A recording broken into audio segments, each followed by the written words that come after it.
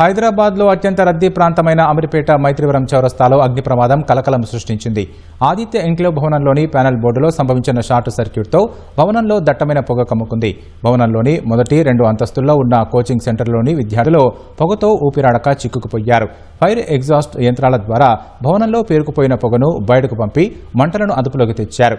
దాదాపు 60 మంది విద్యార్థులు, ఉద్యోగులను సురక్షితంగా అగ్నిమాపక సిబ్బంది రక్షించారు. అప్రమత్తమైన పోలీసులు నీలగిరి బ్లాక్లోని దుకాణాలను వెంటనే మూసివేయించారు. ప్రమాద స్థలాన్ని మాజీ మంత్రి తలసాని శ్రీనివాస్ యాదవ్ సందర్శించారు.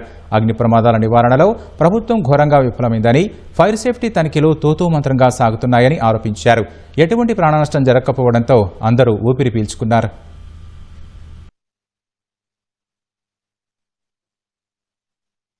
హైదరాబాద్ పరిధిలో విపరీతమైనటువంటి ఫైర్ యాక్సిడెంట్ జరుగుతున్నాయి.